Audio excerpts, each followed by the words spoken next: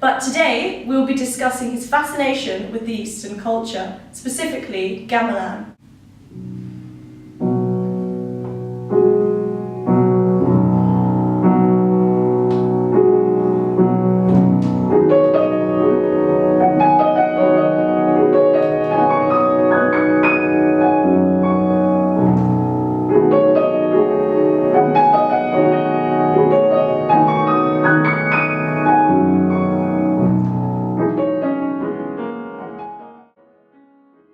And to follow, we'll be discussing another composer born almost 50 years later, John Cage, and his particular interest in the similar sound world. It wasn't until the Paris exhibition of 1899, marking the centenary of the French Revolution, where Debussy was first introduced to Gamelan. It was here where groups of people would come to display their culture, such as music, dance, and everyday living scenarios. And it was here where Debussy was captured by the Javanese Gamelan. E. Schmitz, a close friend and an exceptional pianist, wrote, "Debussy regarded the piano as Balinese musicians regarded their gamelan orchestras." Interestingly enough, he previously dismissed the term Orientalism. However, he was truly invigorated by the gamelan, specifically the timbres and textures created. Gamelan was so traditional of the culture that it was learnt very naturally and considered a sacred part of life. Typical Gamelan instruments include metal gongs, metallophones, and drums. The largest gong marks the meter and controls the cycle, alternating every 4, 8, and 16th beat. So what are some typical Gamelan features that influenced his music? For example, Oriental-sounding titles, such as pagode, translating to pagodas, an Oriental-style building usually found in Japan. Other examples include exotic scales, such as the slendro, which is a 5-note scale which are equally spaced, and the pelog scale, which is 7 notes.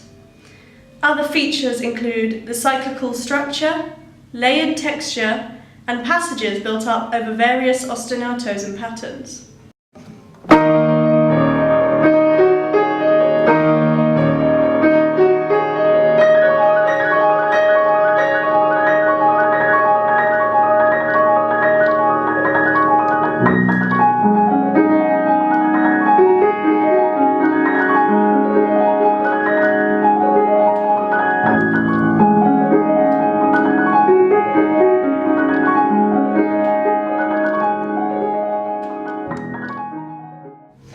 Typically, music theorists date Debussy's Gamelan influence from 1889 to 1903 and focus specifically on his most famous piano work, Estampe. However, I would like to take that time frame and extend it a year to 1904 when he completed L'Île Joyeuse. L'Île Joyeuse is a work that includes many different hallmarks of Debussy-styled writing. The atmosphere, sonorities, layers of sound, and whole tone structures. Let's start with a little background to the piece. It was inspired by Watteau's famous painting, Embarcation for Citeaux. It was also influenced by his love for his second wife, with whom he spent his honeymoon with in Jersey, a literal translation of Lille from the title. However, there is no real relation to Jersey, apart from the fact that he chose to copy out his original score here and use this second edition for publishing. For example, ostinati, which Grove Music Online describes as a constantly reoccurring rhythmic or melodic fragment. It is a very important part of the gamelan structure and commonly used throughout the piece. As previously mentioned, this piece, similar to the gamelan, is based on 2 scales, the whole tone and the Lydian mode. The whole tone scale is a scale with no tonal centre and made up of equal spaced notes, and the Lydian mode works in close proximity to this.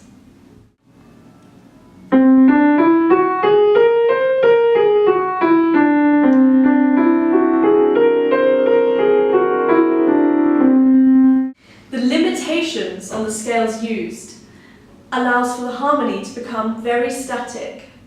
The overall structure of this piece is made up of short melodic fragments, which are layered on top of one another, entering and re-entering throughout the piece, over the cyclic structure. This layered effect continues throughout and creates a texture imitating that of gamelan.